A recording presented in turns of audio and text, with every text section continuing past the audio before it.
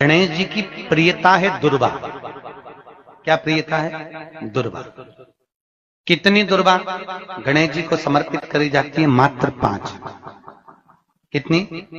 आज के जमाने में लोग गट्ठा बनाकर चढ़ा दें, वो अपनी जगह पर है। 5 दुर्वा पंचम इंद्रियों को वश में करने के लिए और भगवान के 5 जो स्वरूप हैं उनको अपने भीतर उतारने के लिए पंच दुर्वा।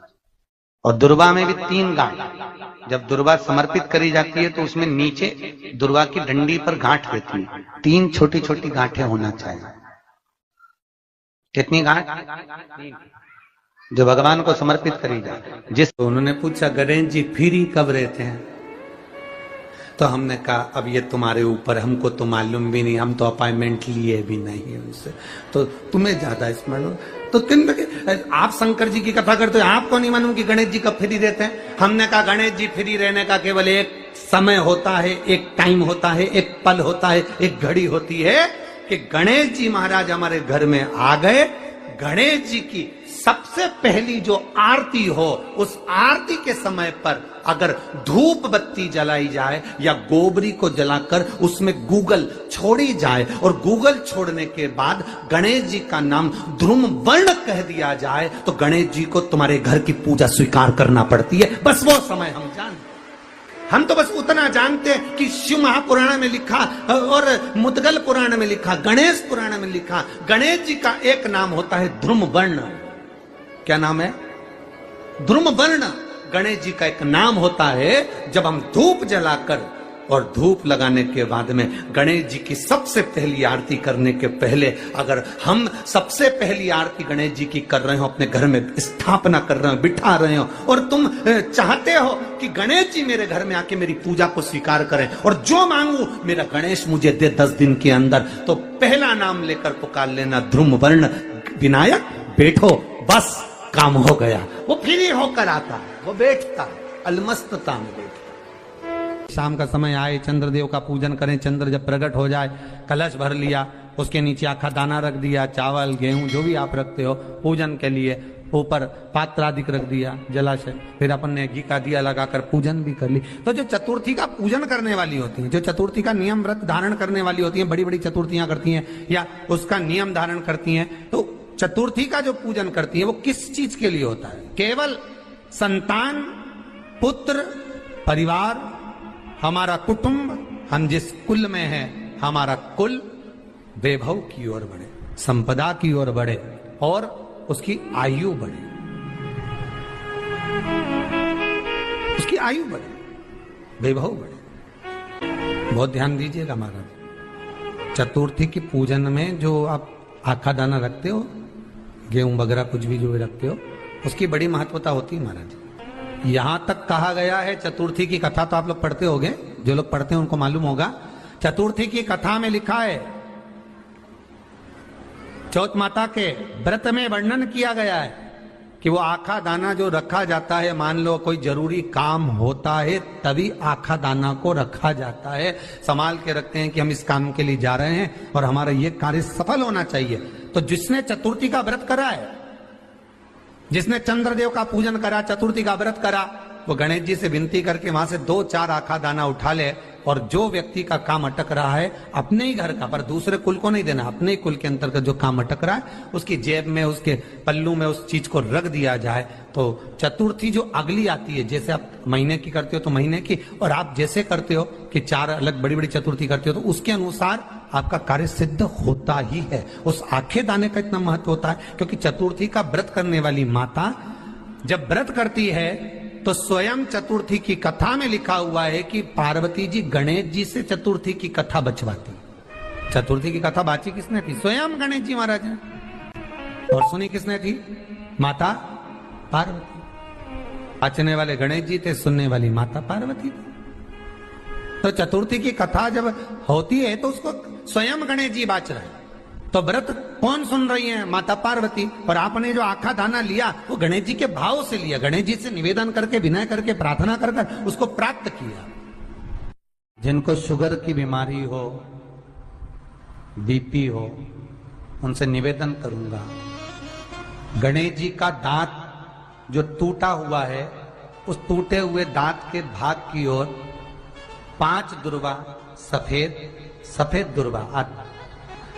पानी का जो जलाशय होता है, कुआं होता है, बावड़ी होती है, तालाब होता है, नदी होती है, वहां लगती है सफेद दुर्वा। 5 सफेद दुर्वा टूटे हुए दांत की ओर समर्पित कर दें। दोपहर में ठीक 12 बजे वही दुर्वा 5 मिनट बाद उठा लें और उस दुर्वा को एक दिन में सुबह खाली पेट एक दुर्वा को खा लो। महाराज आपका शुगर और बीपी लेवल में मिलेगा। आपने मुझे दुर्वा समर्पित करी है, ये दुर्वा जो मुझे देगा वो वैभव प्राप्त करेगा। जो दुर्वा मुझे समर्पित करेगा उसके जीवन में रोग दूर हटेगा। शंकर भगवान कहते हैं गणेश ये दुर्वा, इस दुर्वा का अलग अलग महत्व है। महाराज कुएं के पास की सफेद दुर्वा, कुएं के पास की सफेद दुर्वा, यदि 41 दुर्वा प्रत्येक बुधवार को गांठ लगाकर गणेश जी को समर्पित कर कर वापिस उठाकर उस दुर्वा को खाली पेट, आपके घर में भी गणेश जी होंगे उनको समर्पित करो, खाली पेट इस दुर्वा को केवल चबा चबा कर खा लो और आधे घंटे बाद पानी को पी लो। बुधवार की बुधवार 5 बुधवार करना, गणेश जी को चढ़ाना, सफेद दुर्वा को गणेश जी को समर्पित कर कर चबा चबा कर खाना। उदर की प्रॉब्लम, जो भी मसा आदि की प्रॉब्लम होती है उदर से जुड़ी हुई होती है, जिस चीज से जुड़ी होगी, पेट की जितनी प्रॉब्लम होगी, आपको जितनी भी प्रॉब्लम होगी वो सारी 5 बुधवार करना, छठे बुधवार को जरूरत ही नहीं पड़ेगी। कितनी भी प्रॉब्लम हो पेट से, कितनी पेट से जुड़ी हुई प्रॉब्लम जितनी भी होगी समाप्त। यही दुर्वा, पेट की तकलीफ रहती है, श्वास की तकलीफ रहती है, उसके लिए दुर्वा का भी व्याख्यान इसमें किया गया। यदि चतुर्थी के दिन 7 गांठ वाली दुर्वा 21 ले लो और चतुर्थी के दिन गणेश जी को समर्पित कर दो। पंचमी तिथि को उस दुर्वा को उठाकर दूध में डाल दो और उस दुर्वा को दूध में डालकर उस दूध में उस दुर्वा को मल लो और जिसके सफेद चमड़ी पड़ गई हो, चर्म रोग हो गया हो, उस दूध को उस दुर्वा के साथ, दूध नहीं भी हो तो पंचमी के दिन दुर्वा का लेपन शरीर पर कर लें। आधे घंटे तक करने पर पंचमी को प्रदोष काल में स्नान कर लें। महाराज आपको चर्म रोग में आराम लग जाएगा, सफेद चमड़ी अपने असली रंग में आना प्रारंभ हो जाएगी। गणेश पुराण दुर्वा का मूल बता। महाराज 21 दुर्वा के 108 बंडल बना लो। अगर एग्जाम में बैठ रहे हो, सरकारी परीक्षा में बैठ रहे हो, पास नहीं हो रहे, नौकरी नहीं लग रही, बहुत जगह इंटरव्यू दे दिया, 21 दुर्वा के 108 बंडल बनाओ, उसकी माला बनाओ और देवी के मंदिर में, माता जगदम्बा के मंदिर में, अर्थात जहां शंकर पार्वती पूर्ण परिवार विराजमान हो, ऐसे देवी के मंदिर में गणेश जी के गले में वो माला अर्पण करिया है, अपना नाम बोलकर और जिस एग्जाम में बैठ रहे हैं उसका भाव वर्णन कर कर महाराज। और वहीं से एक पुष्प लेकर अपने कमरे में जहां पढ़ते हो, कांच की प्लेट में उस फूल को रख दीजिए और दूसरे दिन एग्जाम के लिए चले जाइए, आपको उसका फल अवश्य मिलेगा, अवश्य मिलेगा। भगवान गणेश जी मैया को प्रसन्न करने के लिए 8 रूप में धारण करते हैं। 8 रूप भगवान गणेश जी ने धारण किए। एक मयूरेश्वर गणेश, दूसरा सिद्धि विनायक, तीसरा बल्लालेश्वर, फिर वरद विनायक, फिर चिंतामणि, फिर गिरजात्मज, फिर भगवान गणेश विघ्नेश्वर अष्ट विनायक, फिर महागणपति। ऐसे गणेश जी के 8 नाम हुए। उस समय तिजोरी के अंदर जो गणेश की प्रतिमा रखी जाती है, किस नाम से रखी जाती है? तो तिजोरी में हम जो गणेश की प्रतिमा रखते हैं वो वरद विनायक के नाम से रखते हैं। कौन सा गणेश? वरद। वरद विनायक के नाम से तिजोरी में गणेश रखते हैं। और वरद विनायक के नाम से गणेश जी तिजोरी में रखाते हैं। आपको कथा में कहा था, घर में सीधी सूंड का गणेश और व्यापार व्यवसाय ऑफिस में उल्टी सूंड का गणेश होना चाहिए। वरद विनायक को तिजोरी में। जब मकान का गृह प्रवेश होता है तो गणेश जी की पूजन जो दरवाजे पर करी जाती है उसे सिद्धि विनायक गणेश कहते हैं। कौन सा गणेश?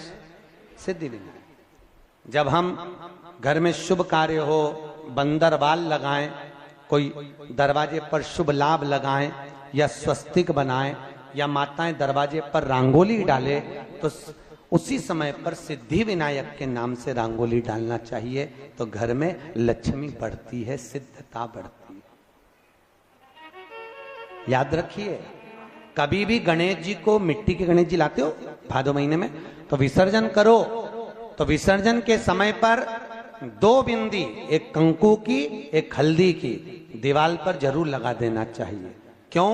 क्योंकि गणेश जी हमारे यहाँ आते हैं तो रिद्धि सिद्धि के साथ आते हैं, पर जब गणेश जी जाते हैं अगर हम बिंदी नहीं लगाते हैं तो गणेश जी अपनी रिद्धि सिद्धि को साथ में लेकर चले जाते हैं।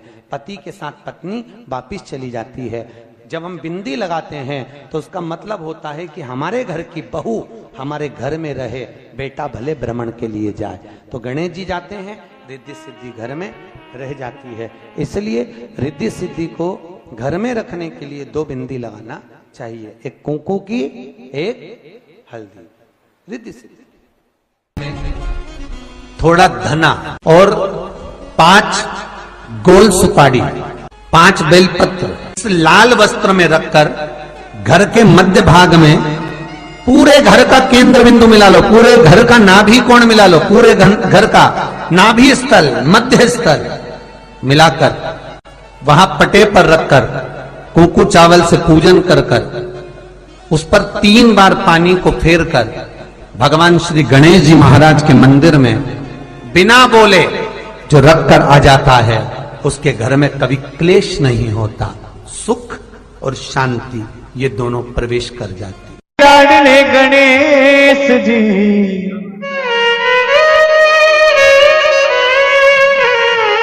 मेरे गोरा के लाडले गणेश जी, आओ अंगना पधारो श्री गणेश जी, आओ अंगना पधारो श्री गणेश जी, आओ अंगना पधारो श्री गणेश जी, आओ अंगना पधारो श्री गणेश जी।